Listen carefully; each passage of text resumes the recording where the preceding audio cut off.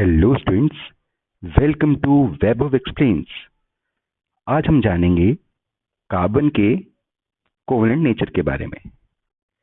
Carbon के covalent nature के बारे में सबसे पहले हम ये जान लेते हैं, कार्बन का जो एटॉमिक नंबर होता है ये होता है एटॉमिक नंबर 6, ऐसा आपको पता होगा। और कार्बन के एटॉमिक नंबर 6 में हमारे पास, अगर मैं इसी कन्फिगरेशन लिखना चाहूं तो कन्फिगरेशन होती है 2,4। इसका मतलब क्या हुआ स्टूडेंट्स, यानी कि अगर ये मेरे पास कार्बन का एक एटम का स्ट्रक्चर है तो अंदर हो गया न्यूक्लियस और इसके बाहर मैं बना रहा हूं 2 शेल।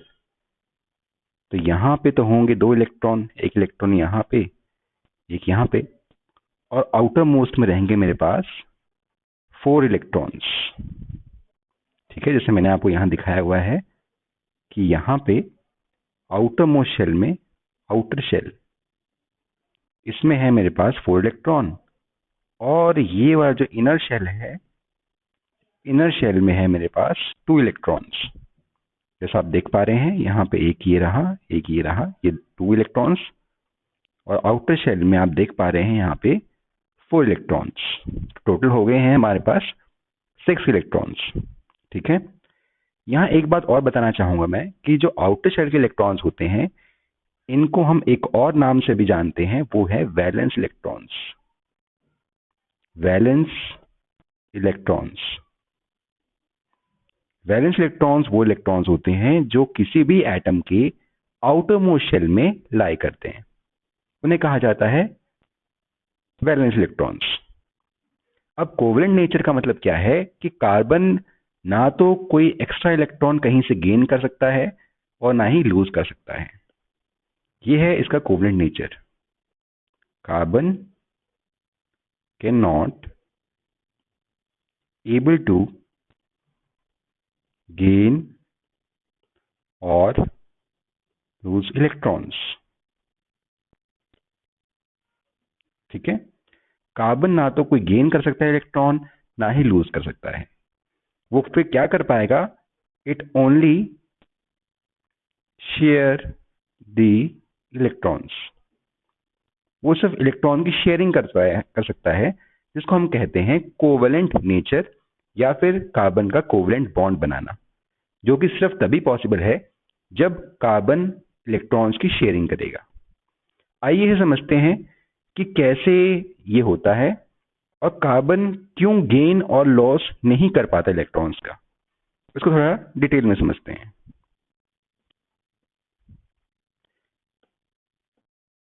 जैसे कि मान लीजिए यहां पे आप देख रहे हैं कि आउटर शेल में हमारे पास क्या है, 4 इलेक्ट्रॉन्स हैं, और इनर शेल में मेरे पास क्या है, 2 इलेक्ट्रॉन्स हैं।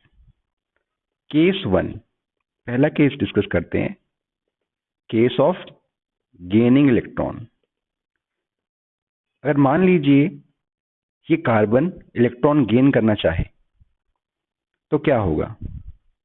हम जानते हैं कि कार्बन के न्यूक्लियस में कितने प्रोटॉन और न्यूट्रॉन होते हैं, 6 प्रोटॉन एंड 6 न्यूट्रॉन। ठीक है, जितने टोटल नंबर ऑफ इलेक्ट्रॉन उतने ही total number of proton and neutron. तो अगर मान लीजिए कि अगर गेन करते हैं इलेक्ट्रॉन, कितने इलेक्ट्रॉन गेन करने पड़ेंगे, 4 इलेक्ट्रॉन्स, तभी तो ये स्टेबल हो पाएगा। अगर आउटर शेल में यहाँ पे 4 इलेक्ट्रॉन कहीं से आ जाएं किसी तरह से, तभी इसी कॉन्फ़िगरेशन 2,8 बन पाएगी और ये स्टेबल हो पाएगा।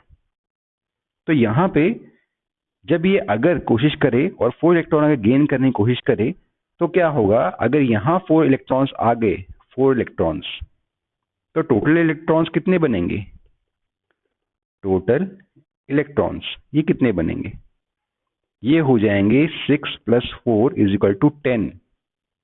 तो देखिए अगर गेन कर लेता है 4 इलेक्ट्रॉन कार्बन, तो यहाँ पे 6 + 4 यानी 10 इलेक्ट्रॉन्स इसके शेल में आ जाएंगे। इसका मतलब 6 प्रोटॉन्स 10 इलेक्ट्रॉन्स को होल्ड करना पड़ेगा, फिर इसका मतलब ये हुआ। 6 प्रोटॉन्स को 10 इलेक्ट्रॉन्स को होल्ड करना पड़ेगा, जो कि इम्पॉसिबल है।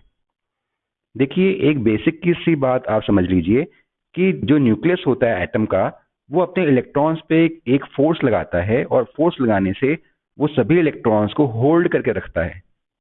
वो किसी भी इलेक्ट्रॉन को उसके शेल से बाहर नहीं जाने देता, और ना ही बाहर वाले किसी और इलेक्ट्रॉन को जबरदस्ती अंदर आने देता है। ठीक है। इस केस में अगर हमने जबरदस्ती 4 इलेक्ट्रॉन इस शेल में डालने की कोशिश की, तो क्या होगा कि इसका जो 6 प्रोटॉन्स हैं, वो इन एक्स्ट्रा 4 इलेक्ट्रॉन को होल्ड नहीं कर सकते, होल्ड नहीं कर पाएंगे। तो इस वजह से ये 4 इलेक्ट्रॉन में अंदर एंटर ही नहीं हो पाएंगे। ठीक है। तो ये 4 इलेक्ट्रॉन जो है शेल में एंटर नहीं हो पाएंगे। इस वजह से ये पॉसिबिलिटी नहीं है कि कार्बन जो है इलेक्ट्रॉन गेन कर ले। आइए दूसरी पॉसिबिलिटी के बारे में बात करते हैं, यानी केस नंबर 2। अब बात करेंगे हम केस नंबर 2 की, यानी कि जहां पर हम ये देखेंगे कि कार्बन अगर 4 इलेक्ट्रॉन छोड़ दे, यानी 4 इलेक्ट्रॉन को गिव अप कर दे, कहीं डोनेट कर दे, तो क्या ये स्टेबल हो सकता है? क्या ऐसा संभव है? क्या ये पॉसिबल है? तो देखिए, अगर ये 4 इलेक्ट्रॉन यहां से कहीं चले जाते हैं, if 4 electron is lose by carbon, तो क्या ये पॉसिबल है? बिल्कुल नहीं। Case number 2। Case number 2, loss of electron. अगर इनमें से एक भी इलेक्ट्रॉन यहां से बाहर जाने की कोशिश करेगा, तो उससे पहले इस इलेक्ट्रॉन को किसको ओवरकम करना पड़ेगा? उसको ओवरकम करना पड़ेगा इसके फोर्स से। जो न्यूक्लियस एक फोर्स लगा रहा है इलेक्ट्रॉन के ऊपर, सभी इलेक्ट्रॉन्स के ऊपर एक फोर्स लगा रहा है, मैंने बताया था आपको। जिस फोर्स की वजह से क्या होता है, कोई भी इलेक्ट्रॉन अपने शेल में ही मूव करता रहता है, वो अपने शेल को छोड़ के नहीं जा सकता। इतना स्ट्रॉन्ग न्यूक्लियस का वो फोर्स होता है कि वो नहीं जा सकता कि वो यहां से शेल को अपने छोड़ दे। तो इस वजह से कोई एक इलेक्ट्रॉन ही यहां से मूव नहीं कर पाएगा। 4 इलेक्ट्रॉन की तो बात बहुत दूर की है, क्योंकि सभी इन इलेक्ट्रॉन्स पे, इन चारों इलेक्ट्रॉन्स पे और अंदर वाले इलेक्ट्रॉन्स पर भी कौन सा फोर्स लग रहा होगा? एक न्यूक्लियर फोर्स लगता है, जो कि न्यूक्लियस का फोर्स होता है, जो कि इनको इनके शेल में बाइंड करके रखता है। ठीक है। तो ये आपने ध्यान रखना है कि लॉस ऑफ इलेक्ट्रॉन यहां पे नहीं हो सकता, बिकॉज 6 प्रोटॉन्स प्लस 6 न्यूट्रॉन्स मिल करके एक फोर्स लगाते हैं, और वो फोर्स इन इलेक्ट्रॉन्स को बाहर नहीं जाने देगा। तो एक ही रास्ता बचा। वो रास्ता क्या है? वो है शेयरिंग। वो रास्ता क्या है स्टूडेंट्स? वो है शेयरिंग का। तो यहां पे क्या होगी? यहां पे शेयरिंग होती है। यहां लिख देता हूं मैं। So sharing of electrons take place. ठीक है स्टूडेंट्स, इलेक्ट्रॉन्स की शेयरिंग होती है, ये ध्यान रखना। तो शेयरिंग्स जब भी होगी तो वहां पर एक कोवलेंट बॉन्ड बन जाता है, और उसी को हम कहते हैं कार्बन का क्या है? कोवलेंट नेचर है। ये कैसे बनता है कोवलेंट बॉन्ड, ये भी देख लेते हैं। अब इसमें क्या होगा? कोवलेंट बॉन्ड बनाने के लिए, हमें एक बात ध्यान रखनी होगी कि जब भी कोवलेंट बॉन्ड बनाया जाएगा, उसके अंदर एक बेसिक बात हमें ये ध्यान रखनी है, वहां पर हमेशा शेयरिंग होगी। कैसे शेयरिंग होगी वो भी देख लेते हैं। देखिए, मान लीजिए मेरे पास है एक कार्बन, यहां पे है हाइड्रोजन, ये भी हाइड्रोजन है, ये भी हाइड्रोजन है, और ये भी हाइड्रोजन है। मैं यहाँ पे कार्बन के इलेक्ट्रॉन्स को क्रॉस से डिनोट कर रहा हूं, आउटर मोस्ट इलेक्ट्रॉन्स को, और हाइड्रोजन के जो इलेक्ट्रॉन्स हैं उसको मैं डॉट से रिप्रेजेंट कर रहा हूं। अब क्योंकि हमने सीखा कि कार्बन जो है वो सिर्फ कोवलेंट बॉन्ड ही बना सकता है, तो यहाँ पे ये शेयरिंग करेगा। शेयरिंग कैसे करेगा? इस तरह से शेयरिंग करेगा। देखिए ध्यान से, यहाँ पे इस तरह से, ये देखिए इस तरह से ये शेयरिंग कर रहा है। यानी उसने क्या किया, एक एक हाइड्रोजन का जो इलेक्ट्रॉन है उसके साथ अपना जो शेल है वो कंप्लीट कर लिया।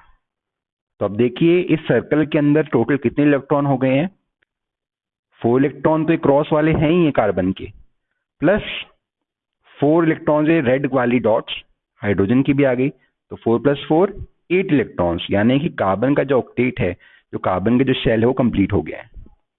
लेकिन अब हाइड्रोजन को भी तो अपना शेल कंप्लीट करना पड़ेगा।